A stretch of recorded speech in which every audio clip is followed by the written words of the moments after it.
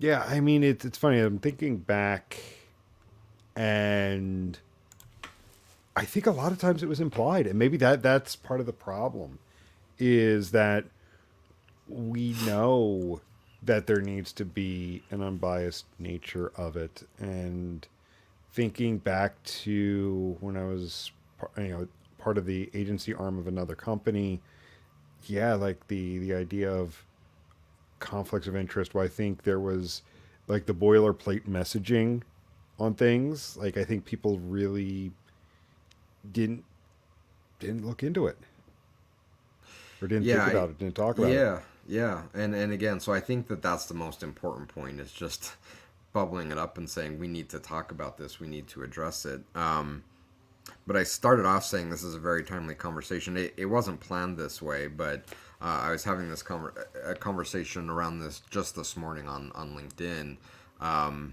Kind of an offshoot of a post that I published this morning about the importance of those working in data and analytics to align with business value.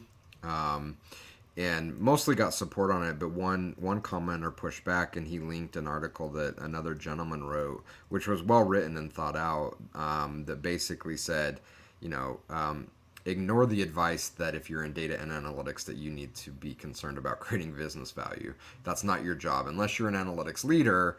It's not your job to worry about creating business value.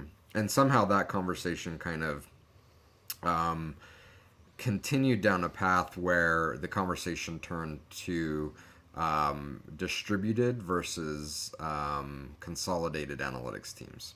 So, do you have a consolidated analytics team that rolls up through, and we've had conversations about where does it live, or do you have a distributed analytics team where you are part of another organization? So, Jim, you might be an analytics architect for marketing or for a specific part of a website. Say like you architect the checkout flow, but someone else architects, marketing landing pages, and someone else architects, and analyzes and etc. And the idea behind that is, well, you're closer to the business. So even if you're not personally concerned about creating business value, you're going to create business value just because you're embedded and close to the team that is doing the work that is creating that business value.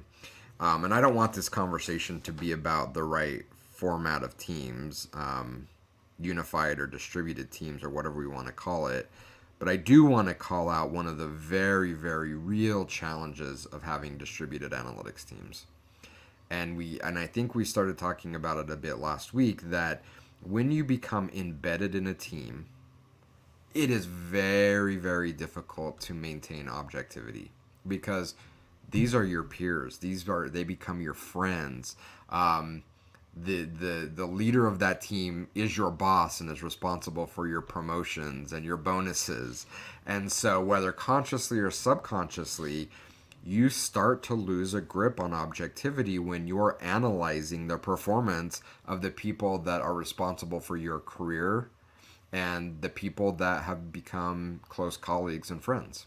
And that should be very concerning. I'm not saying it can't work, but if you create a distributed model where you embed your analytics teams within other business units or organizations and you don't call out as the most potential biggest risk is this loss of objectivity because of a conflict of interest, it can be very, very dangerous. Things can spiral, and you may be left wondering what's happening because we didn't call out this as a very, very dangerous risk.